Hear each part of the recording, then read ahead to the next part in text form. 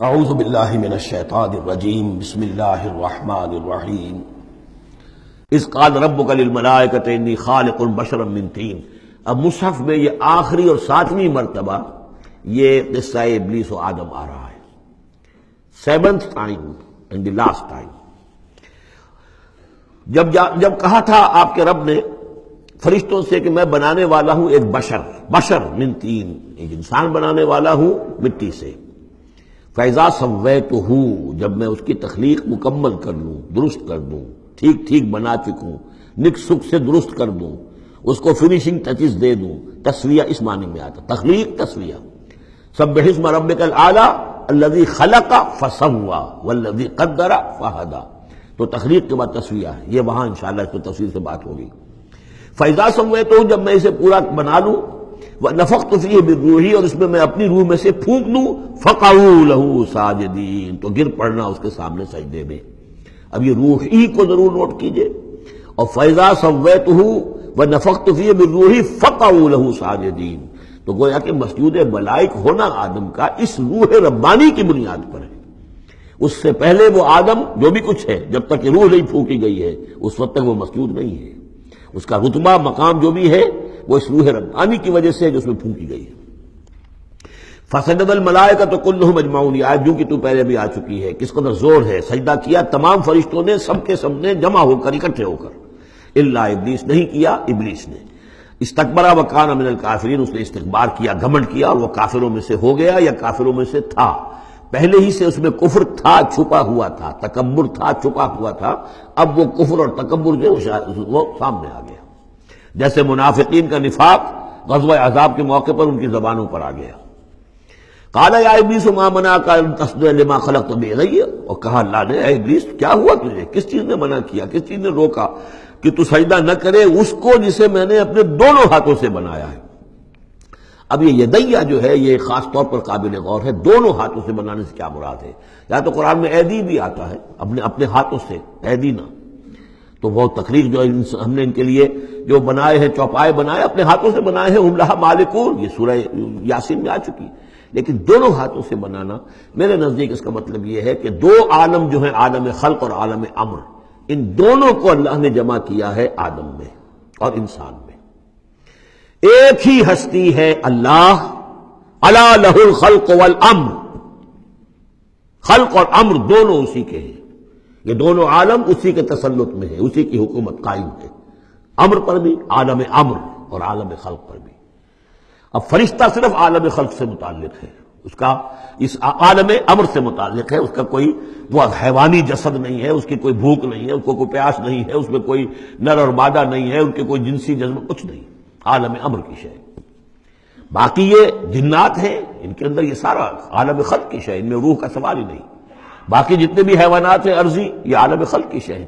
انسان واحد مخلوق ہے اللہ کی، جس میں پھر دونوں چیزیں آ کر جمع ہوئی ہیں کہ عالم خلق سے ہے اس کا حیوانی وجود، یہ جسم جو بنا ہے، یہ مٹی سے بنا ہے، اور لیکن اس کے اندر اللہ نے لا کر وہ امانت جو ہے عالم امر کی، روح، وہ جو ہے اس کے اندر پھونکی ہے۔ انا عرضنا الامانۃ علی السماوات والارض والجبال فابین ان یحملنها واشفقن منها وحملها الانسان، اس میں بھی میں یہ بات عرض کر چکا ہوں۔ تو خلقتہ بیدی، میں نے اپنے دونوں ہاتھوں سے بنایا اسے۔ اب اس کو استعارے میں بھی لیا گیا ہے، اس معنی میں کہ بڑے اہتمام سے بنایا، میں نے دونوں ہاتھوں سے بنایا ہے، تو اشرف المخلوقات ہے۔ وہ بات بھی صحیح ہے کہ اللہ تعالیٰ کی کریشن کا کلائمیکس، اللہ تعالیٰ کی یوں سمجھیے کہ اس کی کلائمیکس جو ہے، نقطہ عروج جو ہے اس کی تخلیق کا، وہ انسان ہے۔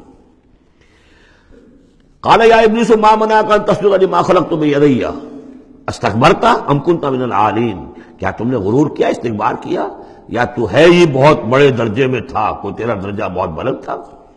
قال انا خیر من، اس نے کہا صحیح ہے بات، اے اللہ میں اس سے بہتر ہوں۔ اس کے سامنے روح ہے ہی نہیں، اس کے سامنے صرف آدم کا جسد خاکی ہے، حیوانی ہے، تو جھوٹ نہیں کہہ رہا اس کے اعتبار سے، اس کے مشاہدے کے اعتبار سے بات صحیح ہے کہ یہ تو مجھ سے کمتر ہے۔ خلقتنی من نار وخلقتہ من طین، مجھے تو نے بنایا آگ سے، اس کو بنایا مٹی سے۔ قال فاخرج منها فانک رجیم، سوال یہ ہے کہ اللہ حکم دے رہا ہے تم سجدہ کرو، تو تم نے اللہ کے حکم کی نافرمانی کی ہے نا۔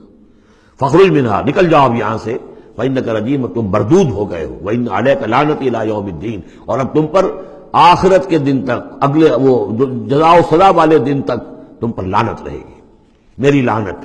قال رب فانظرنی الی یوم یبعثون، اس نے کہا کہ پروردگار پھر مجھے ذرا مہلت دے اس دن تک جب کہ یہ دوبارہ اٹھائے جائیں گے، آدم اور اس کی نسل پوری کی پوری۔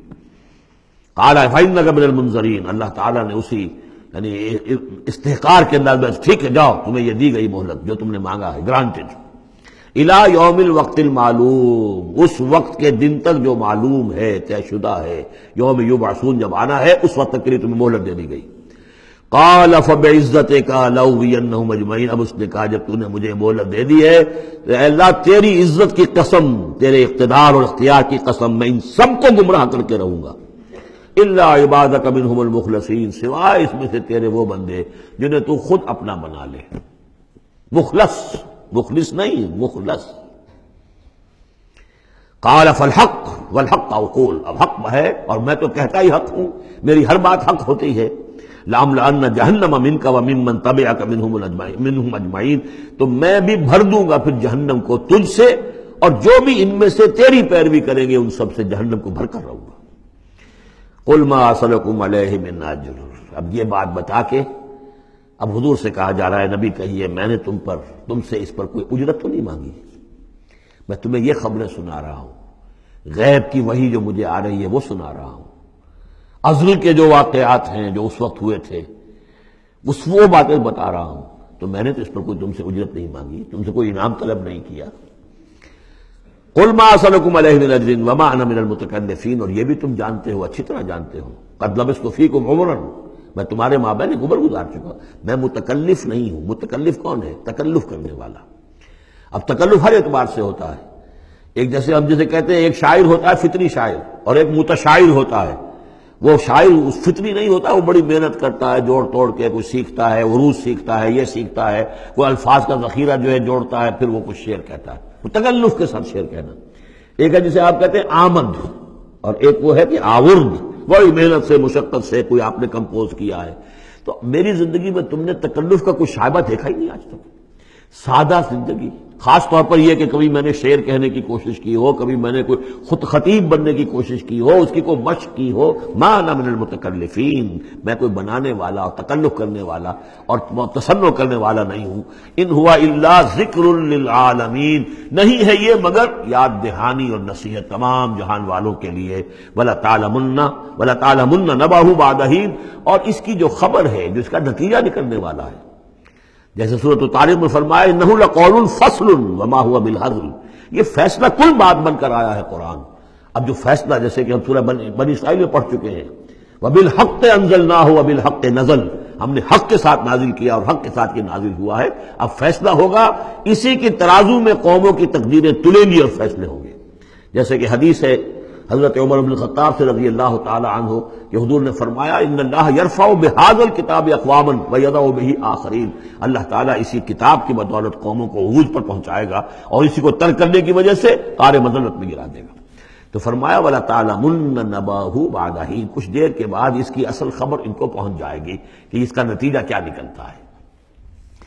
یہاں وہ 5 صورتیں ختم ہو گئی ہیں اس دوسرے، بلکہ جیسا کہ میں نے عرض کیا تھا کہ یہ جو گروپ ہے چوتھا، یہ 13 صورتیں مکیات ہیں اس کے اندر، ان میں 5 ہیں یہ سورہ یاسین بالکل وسط میں، ان 5 میں 2 ادھر ہیں، دونوں الحمدللہ سے شروع ہوئی ہیں، سورہ سبا، سورہ فاطر، 2 ادھر ہیں سورہ صافات اور صاد، اس میں بھی صاد آیا ہے، صافات کے ساتھ اس کی مناسبت ہے۔ صدق اللہ العظیم۔